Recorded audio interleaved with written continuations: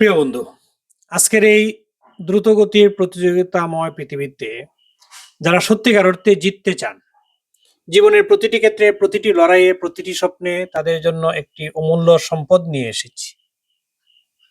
আসসালামু আলাইকুম। বইয়ের নাম তুমিও জিতবে, ইউ ক্যান উইন। লেখক শিব খেরা। শিব খেরা শুধু একজন লেখক নন, তিনি একজন শিক্ষা সংস্কারক, বিশ্বখ্যাত মোটিভেশনাল স্পিকার এবং কোয়ালিফাইড লার্নিং সিস্টেমস ইউএসএ এর প্রতিষ্ঠাতা। তিনি পৃথিবীর নানা প্রান্তে, আমেরিকা থেকে সিঙ্গাপুর, ভারত থেকে ইউরোপ, লক্ষ লক্ষ মানুষকে তাদের সুপ্ত সম্ভাবনা জাগিয়ে তুলতে সাহায্য করেছেন। এই বই কোনো সাধারণ সেলফ হেল্প বই নয়, এটি একটি রেসিপি বই, সাফল্যের পুরো রেসিপি। এটি একটি পথপ্রদর্শক যা আপনাকে ধাপে ধাপে লক্ষ্যের দিকে নিয়ে যাবে। এটি একটি জীবনের বিজ্ঞানের গাইড যা বলে দেয় কিভাবে মনোভাব, সাফল্য, অনুপ্রেরণা, আত্মসম্মানবোধ, অভ্যাস ও লক্ষ্য নির্ধারণের মাধ্যমে আপনি জিততে পারেন। চলুন পুরো বইয়ের প্রতিটি অধ্যায়, প্রতিটি গল্প, প্রতিটি উক্তি এবং প্রতিটি বাস্তব উদাহরণ সহ ধাপে ধাপে নিয়ে যাই। এই স্ক্রিপ্ট শোনার জন্য নয়, এটি আপনার জীবন বদলে দেওয়ার জন্য।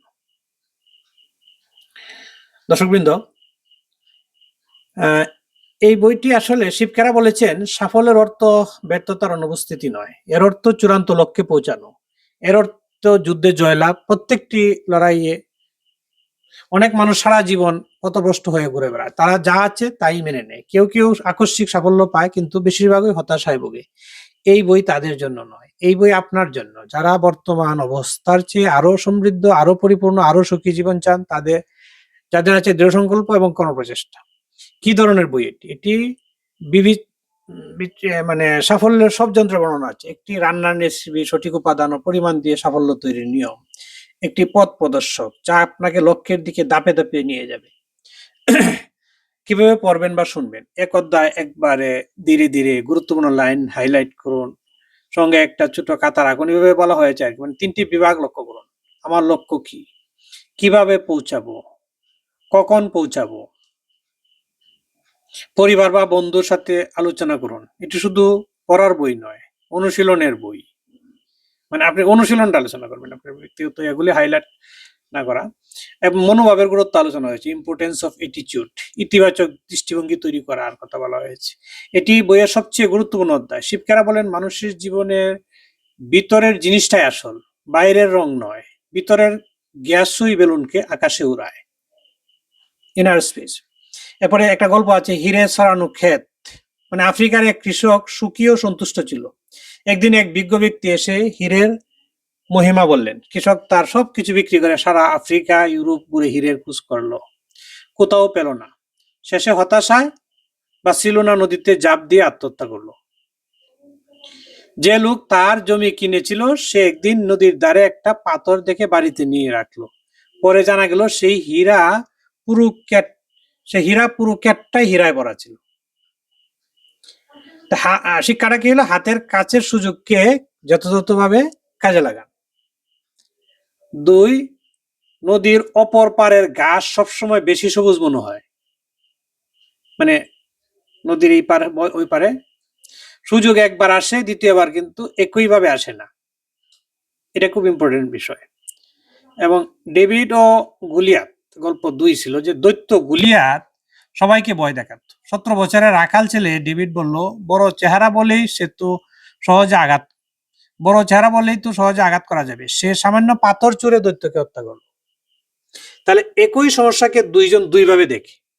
যারা ইতিবাচক দৃষ্টিভঙ্গি রাখে তারা বাধাকে সিঁড়ি বানায়। আর হচ্ছে যে মনোভাব নির্ধারণ করে কি কি, যেমন পরিবেশ, পরিবার, স্কুল, কর্মস্থল, সংবাদ মাধ্যম, সমাজ, ধর্মীয় পরিমণ্ডল। এরপরে আছে অভিজ্ঞতা, ভালো মন্দ অভিজ্ঞতা দৃষ্টিভঙ্গি গড়ে তোলে। শিক্ষা শুধু ডিগ্রি নয়, জ্ঞান ও অভিজ্ঞতা, স্কিল। আর পরে ইতিবাচক মনোভাবের সুবিধা আলোচিত করা হয়েছে বিস্তারিত, যে উৎপাদনশীলতা বাড়ায়, সন্তুষ্টির পরিবেশ তৈরি করে, মানে সুক্রিয়া আর কি, সমস্যার সমাধান সহজ করে, সৌহার্দ্য ও আনুগত্য বাড়ায়, মানসিক চাপ কমায়, সমাজের সহায়ক হয়, একটি প্রসন্ন ব্যক্তিত্ব গড়ে তোলে। আর নেতিবাচক মনোভাবের ফলাফল কি হয়? এখানে আলোচিত হয়েছে যে তিক্ততা, অসুখ, অসন্তোষ, সম্পর্ক নষ্ট, জীবন উদ্দেশ্যহীন হয়ে যায়, এগুলি বোঝানো হয়েছে। আর ইতিবাচক মনোভাব গড়ে তোলার 5টি ব্যবহারিক পদক্ষেপ, যেমন দৃষ্টিভঙ্গি পরিবর্তন করুন, মানে সোনার খোঁজ করুন, মাটি নয়। কাজ এখনই শুরু করুন, দীর্ঘসূত্রিতা নেতিবাচক মনোভাবের জন্ম দেয়। এরপরে কৃতজ্ঞতা মনোভাব তৈরি করুন, যা আছে তার জন্য কৃতজ্ঞ হন। এরপরে ক্রমাগত শিক্ষা গ্রহণ করুন, শুধু বই নয়, জীবন থেকেও শিখুন। এরপরে ইতিবাচক আত্মমর্যাদা বোধ গড়ে তুলুন, যেমন নিজেকে ভালোবাসুন কিন্তু অহংকারী হবেন না। এগুলি আলোচিত হয়েছে। তো চ্যাপ্টার 2 এর সাফল্যের চাবিকাঠি নিয়ে কথা হয়েছে। যেমন সাফল্য কি? শিক্ষারা বলেন সাফল্য একটি যাত্রা, গন্তব্য নয়। সফল ব্যক্তিরা জানেন কি অর্জন করতে চান, কিভাবে অর্জন করবেন, কখন অর্জন করবেন। তারা মানুষকে সবচেয়ে মূল্যবান সম্পদ মনে করেন এবং তাকে যথাযথভাবে কাজে লাগান। মানুষ আপন, টাকা পর, যত পারিস মানুষ ধর। তো মোটিভেশন, প্রতিদিন নিজেকে অন্যদের অনুপ্রাণিত করুন, এটা আলোচিত হয়েছে।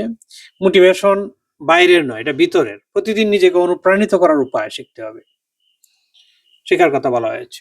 আর একটা চ্যাপ্টারে আত্মসম্মানবোধ মানে সেলফ এস্টিম, ইতিবাচক আত্মসম্মানবোধ গড়ে তুলতে বলা হয়েছে। যেমন নিজেকে ভালোবাসুন। আত্মসম্মানবোধ না থাকলে কোনো সাফল্যই টেকে না, নিজেকে নিজে ভালোবাসতে হয়। এবার ব্যক্তির বিষয়ে দক্ষতার কথা বলা হয়েছে। আনন্দময় ব্যক্তিত্ব গড়ে তোলার উপায় তিনি বলেছেন যে এটা।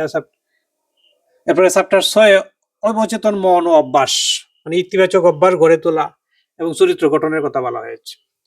চ্যাপ্টার 7 লক্ষ্য নির্ধারণ করে লক্ষ্যে পৌঁছানোর কথা বলা হয়েছে। লক্ষ্য ছাড়া জীবন একটি জাহাজ ছাড়া সমুদ্র যাত্রার মতো। এবার 8 নম্বরে মূল্যবোধ ও কল্পনা প্রসূত পরিকল্পনার কথা বলা হয়েছে। সঠিক উদ্দেশ্যে সঠিক কাজ করা আর কি। তো এগুলি আলোচিত হয়েছে। শিবখেরার বইটা যারা পড়েছেন, যে সমস্ত ব্যক্তি উচ্চাকাঙ্ক্ষা যারা আছে, তো প্রিয় বন্ধু, শিবখেরা হলেন তুমিও জিততে পারো। শুধু মনোভাব পরিবর্তন করলে, লক্ষ্য নির্ধারণ করে কাজ করলে, কাজ এখনই শুরু করলে, কৃতজ্ঞতা হওয়া, ক্রমাগত শেখা এবং নিজের আত্মমর্যাদা বোধকে উচিত রাখা। তো এখন আপনার পালা। আজ থেকে একটি ছোট অভ্যাস পরিবর্তন করুন, একটি লক্ষ্য লিখুন, একটি কাজ এখনই শুরু করুন। মানে বহু কিছু করার সংক্ষিপ্ত পথ হচ্ছে তাৎক্ষণিক কাজটি শুরু করে দেওয়া, তাহলে আপনি জিতবেন। তো ধন্যবাদ। জয় হোক আপনার সাফল্যের, জয় হোক আপনার জীবনের। এই ধরনের ভিডিও পেতে আমি বিভিন্ন বইয়ের মূল বক্তব্যগুলি যেটি বলবো, মানে তারপরে আপনারা যদি ভালো লাগে এই বইগুলি কিনে পড়বেন, অথবা এটা থেকে অনেক কিছু শিখতে পারবেন। এই ধরনের ভিডিও পেতে চাইলে লাইক করুন।